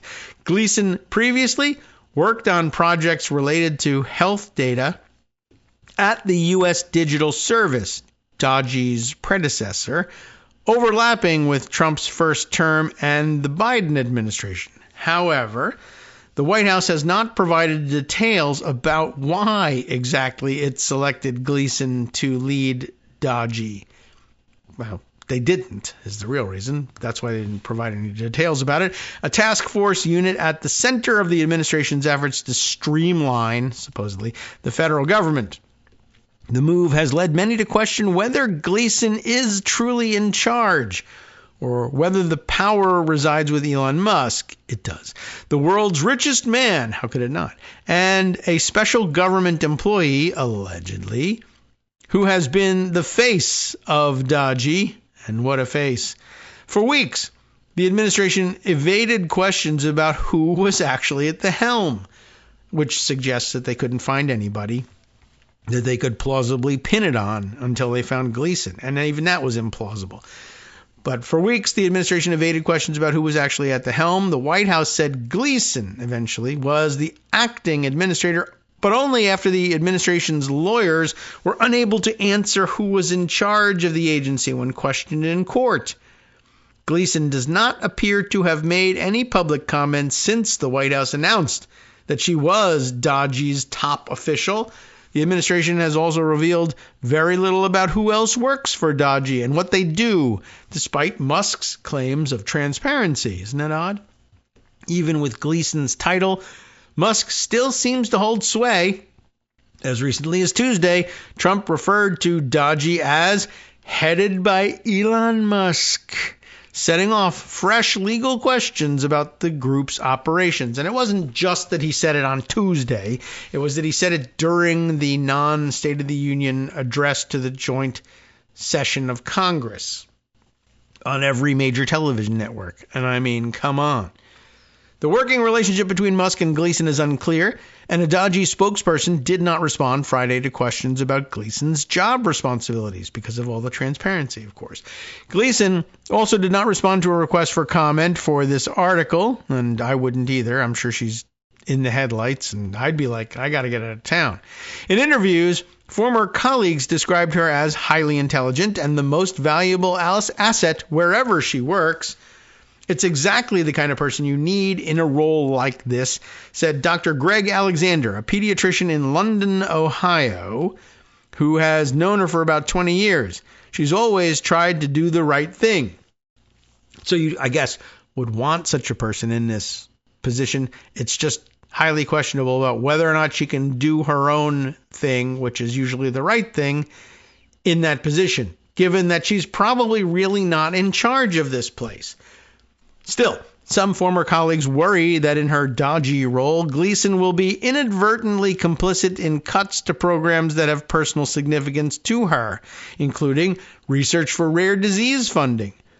Dodgy has threatened dramatic budget cuts to federal health agencies such as the Centers for Disease Control and Prevention and the National Institutes of Health. The condition that Gleason's daughter, who's now in her mid-20s, was diagnosed with is called dermatomyositis. Oh, goodness gracious. Derma, easy enough. Dermatomyositis. Dermatomyositis. Gosh, that took a long time to do. The extremely rare disease, so you don't actually have to learn how to pronounce it. Extremely rare disease is a form of juvenile myositis, which would have been easier to deal with right away, but because there's some dermato in there as well. Not clamato, the very popular clam tomato juice. I don't know how that got invented, but dermato. Anyway, skin. All right. Extremely rare disease, a form of juvenile myositis, is that right? myositis, in which a child's immune system attacks its own cells and tissues, which again, if it was clamato, I think everybody should be attacking clamato. Anyway, what's the coalition behind clamato? I mean, clams and tomatoes, but I think they would even be against it, right? You would think? I don't know, like chickens for Colonel Sanders? Anyway, therapies discovered over the years thanks to partnerships with NIH have improved the prognosis for juvenile myositis, if I'm pronouncing it correctly. That from James Minow, M-I-N-O-W, not two N's like, the fish, but I assume the pronunciation is the same because what else are you going to do with it? He's the executive director at the advocacy organization CureJM Foundation, where Gleason served as a board member and vice president for research from 2014 to 2018, according to her LinkedIn profile. But with the Trump administration trying to cut NIH grant funding, Mino, you have to go ask him, said he worried that dodgy could hamper the rare disease research that Gleason's family and so many others depend on. That would be terrible. Amy is a very thorough thinker, and I think that she'll be the one who will make very solid, reasoned recommendations to the president as he looks at fulfilling what he sees as his mission to reduce the size of government, Minow said. Obviously, CureJM is wanting to do everything we can to protect NIH's investment. And who knows, maybe she's part of the reason why the administration is scrambling to rehire people, including at NIH. I don't know. Maybe it'll say somewhere in the balance of the article, which we'll see how much we can get to before cutting out for the day. Gleason's friends and former colleagues describe her as apolitical. From 2018 to 21, she worked for the U.S. Digital Service, an agency created by the Obama administration, after its chaotic rollout of healthcare.gov. Much of her stint was dedicated to partnering with the Centers for Medicare and Medicaid Services to improve patient access to healthcare records, she said in her TEDx talk in 2020. During the latter part of her time there, she worked on the data team for the White House Coronavirus Task Force, creating databases from hospitals and labs that governors and the public relied on to track the virus. Her LinkedIn profile says she rejoined the U.S. Digital Service in January of this year as a senior advisor, though the New York Times reported that she was reintroduced at the agency in late December ahead of Trump's inauguration. So, we're not sure what the relationship is here. She's got a long history with the private sector, which is the next section here, but which we're going to have to leave off from reading at this point. I guess that's the last section that's available here. But anyway, it's a much more sympathetic portrait. Well, we haven't had any portraits at all of her along the way, but I think we all got the sense from her surprise designation that we were likely looking at somebody who had little or nothing to do with the Elon Musk vision of Dodgy and what it was all about, and that this was going to be a scapegoat at best for the whole thing. Now, whether or not she'll find a way to try to hang on and do the right thing, I don't know. But it was important to get some sense of who she is. And if you want to get the rest of the sense of who she is, you can read the piece in NBC News. After Amy Gleason's sudden rise to prominence, mystery surrounds the dodgy acting administrator. Just from March 9th, Elizabeth Chuck, the author of the piece. So go ahead and look it up. I recommend that you read it in the interim. Not until after, of course, the West Coast Cookbook and Speakeasy, which comes up next, thanks to Justice Putnam, right here on Netroots Radio. In fact, the whole thing, our show, comes to you thanks to Justice Putnam and Netroots Radio as well. What's he going to be covering on his stint? Well, I've got some news for you about that. We'll see what we can fit in after this brief announcement. From netrootsradio.com.